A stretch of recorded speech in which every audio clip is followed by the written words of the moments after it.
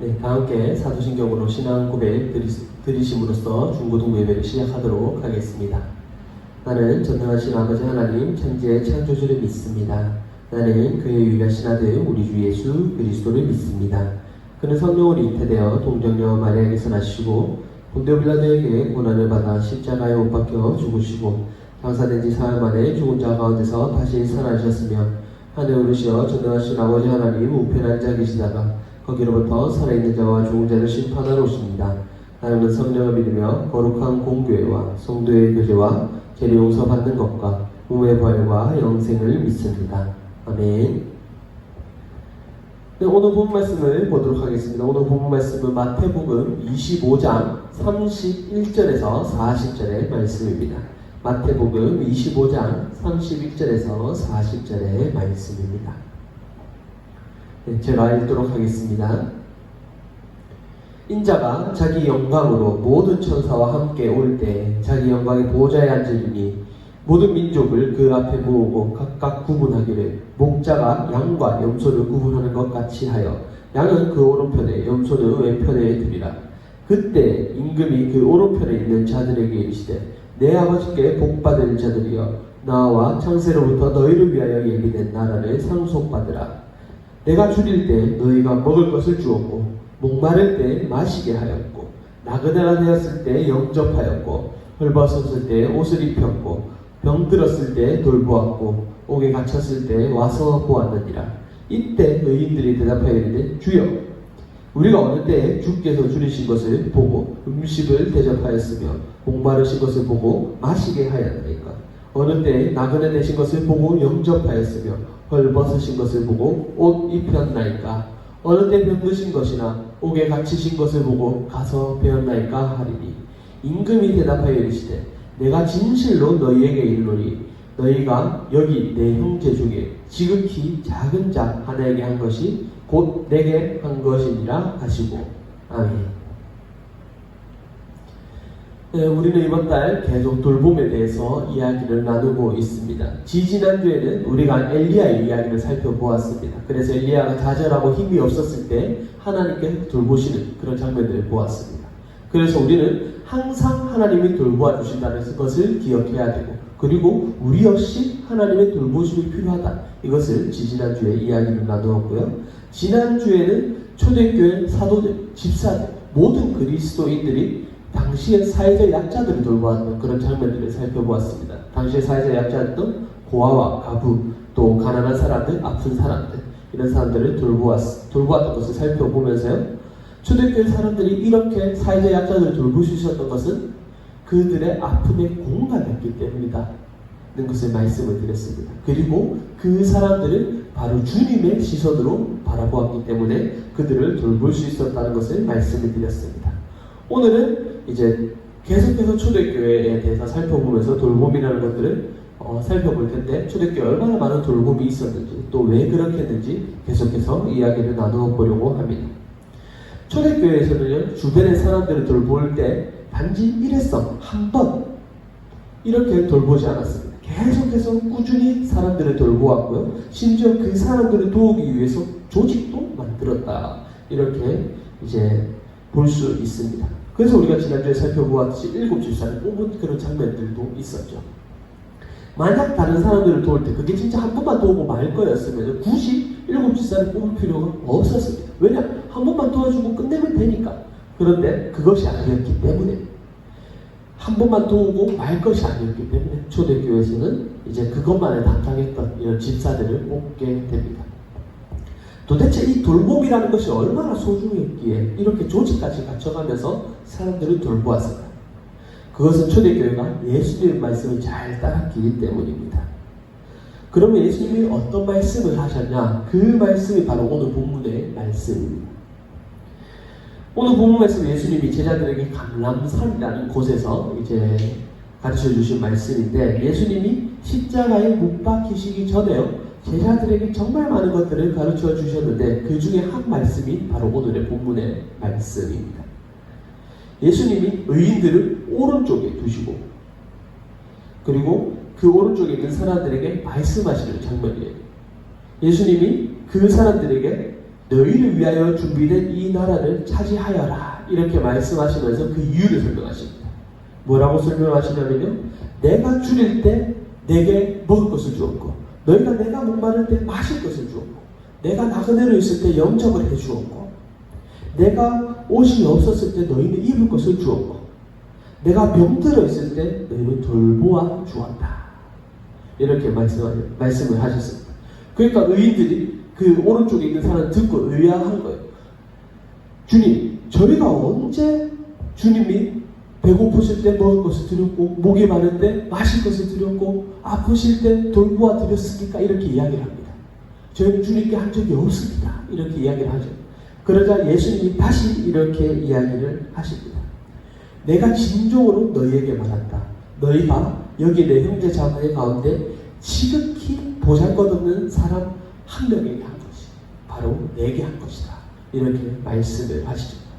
이 말씀을 읽어보면요, 우리가 약한 사람을, 우리의 도움이 필요한 사람을 돌보고 도와주는 것이 바로 주님을 섬기는 것과 같은 행동이다. 이렇게 말씀을 이야기를 하고 계십니다. 그래서 이 가르침이, 그 예수님의 가르침이 초대교회로 이어졌죠. 그 초대교회로 이어져서 이 말씀을 배우고 또 실천하다 보니 자연스럽게 돌봄을 계속하게 된 것입니다. 이 돌봄이 초대교회 안에서 얼마나 중요하게 생각했냐면, 당시에 말씀을 배우는 것, 지금 우리가 이렇게 예배 드리는 것만큼이나 다른 사회적 약자들을 돌보는 것이 중요했었습니다. 그래서 가부들, 고아들, 아픈 사람들, 가난한 사람들을 정말 많이 돌보았습니다. 그것도 뭐 사람들을 도울 때 일회성이 아니라 계속해서 꾸준하게 반복처럼, 습관처럼 계속 돌보았던 것입니다. 지난주에 잠시 언급했던 도르가 역시도 이제 계속 가부들을 돌보았던 그런 사람이었습니다. 단순히 옷을 하나 만들어가지고 그냥 가부에게 준 것이 아니라 그 삶을 꾸준하게 계속 습관처럼 했던 것입니다. 가부가 보이면 계속 옷을 만들어서 그 가부에게 옷을 준 거죠. 그래서 도르가가 병에 걸려서 죽게 되는데, 그 베드로가 그래서 그 소식을 듣고 그 도르가에게 갑니다. 그래서 그때 가부들이 모두 베드로 곁에 서가지고 울면서 도르가가 자신을 위해서 만들어준 옷들을 계속 보여줍니다. 이 외에도 교회에서는요, 기부금을 받아가지고 계속 어려운 이웃들에게 이제 후원을 했었습니다. 서기 251년에요, 키프리아누스 역병이 돌았습니다. 그 역병이 터졌었는데, 그때 기록된 서신이 있는데 한번 읽어드리도록 할게요. 그 서신에 뭐라고 적혀있냐면, 로마 교회는 1,500명의 가부와 도움이 필요한 이들을 섬겼습니다. 이렇게 기록이 되어 있습니다. 그리고 기독교를 엄청 싫어했던 율리아누스 황제라는 사람이 있었습니다. 이 사람도 이제 기록을 한 게 있는데, 기독교인들은 자기들의 가난한 사람만 도울 뿐 아니라 우리의 기독교인이 아닌 그 가난한 사람들을 돌보다, 이렇게 기록을 또 하기도 했었습니다.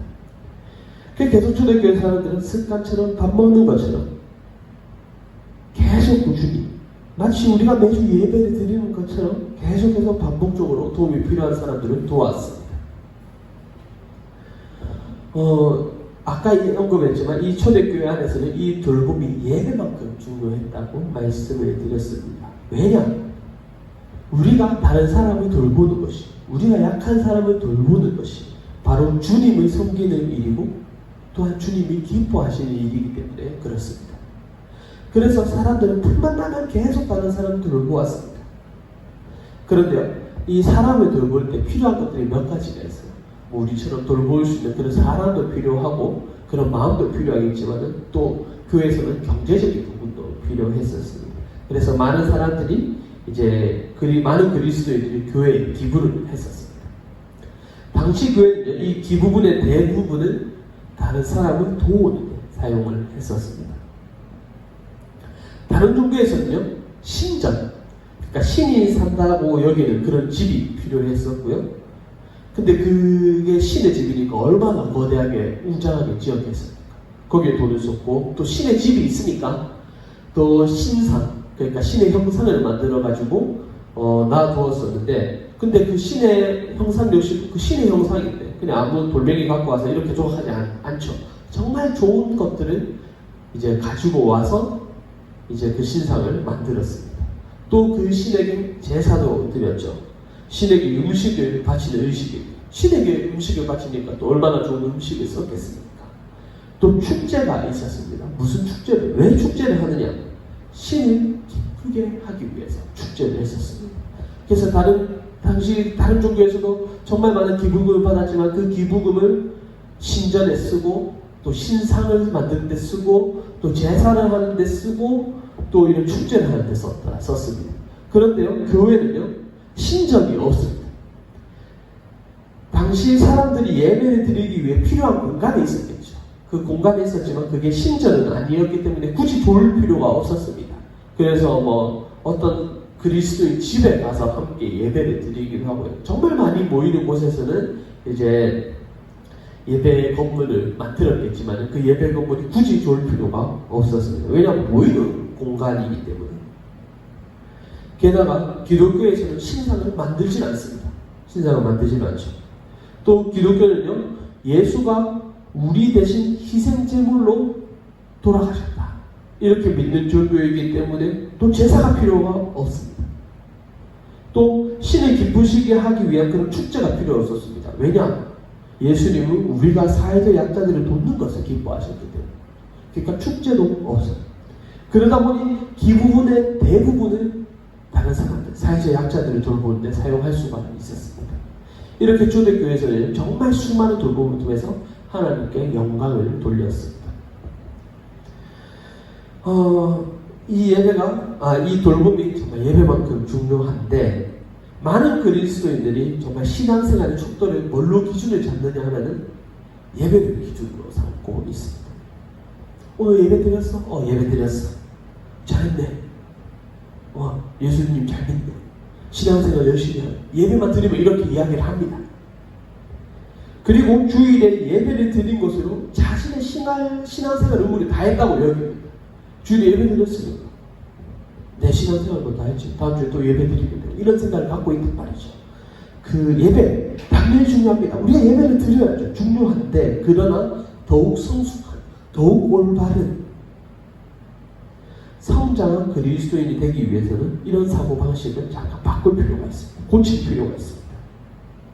그래서 여러분들이 오늘 배운 이 돌봄을 통해서 우리 주변에 도움이 필요한 사람들을 도울 수 있는 그런 마음을 가지고, 또 돌봄이 필요한 사람들을 도우는 그런 사람들을 되어야 할 것이고, 그것을 신앙의 척도로 한번 삼아보는 것도 상당히 좋은 것 같습니다. 이번 달 돌봄에 대해서 배웠습니다. 우리는 하나님의 돌봄을 통해 살고 있고 하나님의 돌봄이 필요한 존재다는 것을 배웠고요. 또 우리 역시 사회적으로 돌봄이 필요한 사람들을 도와야 한다는 것을 배웠습니다. 그리고 그 돌봄은 단순히 한 번 일회성으로 도우는 것이 아니라 계속 꾸준히 반복해서 돌보아야 하고, 그리고 우리가 사람을 돌보는 것이, 약한 사람들을 돌보는 것이 바로 주님을 섬기는 것이다 는 것을 배웠습니다. 여러분들 주변에 돌봄이 필요한 사람이 있을 것입니다.